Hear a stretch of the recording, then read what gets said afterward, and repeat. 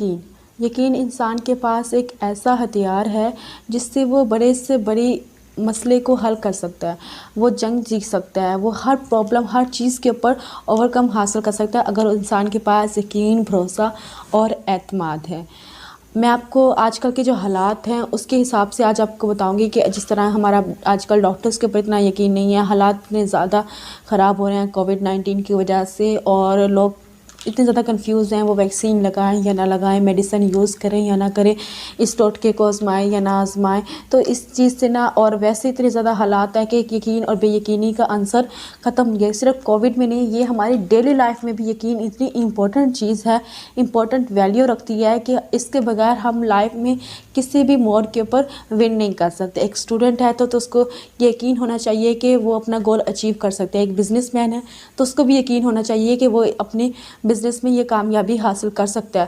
H and every person required یقین to win and take his goal. آج کل میں آپ کو ایک مثال بتاتی ہوں، لندن میں ایک پیشنٹ تھا، وہ بہت زیادہ ویک اور کمزور تھا اور اس کا نا بچنے کے اتنے چانسز نہیں تھے، اور وہاں پہ نا اس کا شام کو آپریشن ہونا تھا۔ تو اچانک روم میں ایک نرس آتی ہے اور وہ گلدان میں پھول وغیرہ ٹھیک کرتی ہے، اور اتنے میں پیشنٹ سے بات کرتی ہے کہ میں نے سنا ہے کہ آج اس کا آپریشن ہے۔ وہ کہہ رہا ہے ہاں آج میرا آپریشن ہے۔ تو کہہ رہی ہے کون کرے گا آپ کا آپریشن؟ کہتی ہے جسٹن بائبل۔ وہ جب حیران ہوتی ہے کہتی ہے جسٹن بائبل؟ کہتے ہیں ہاں۔ کہتا ہے آپ کو اچھی طرح پتہ ہے کہ آپ کا جو آپریشن ہے وہ جسٹن بائبل ہی کرے گا؟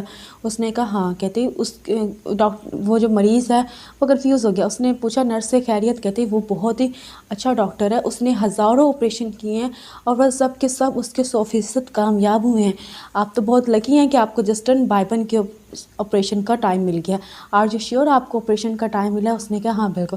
اتنے میں ڈاکٹر جو پیشنٹ تھا وہ ریلیکس ہو گیا، اور شام کو جب اس کا آپریٹ ہوا تو وہ 100% سکسیس ہوا۔ جو اب نرس آئی تھی وہ اس ہاسپٹل کی ماہر نفسیات تھی، جو پیشنٹ کو یقین دلانے آئی تھی اس ڈاکٹر کے اوپر جس نے شام کو اس کو آپریٹ کرنا تھا۔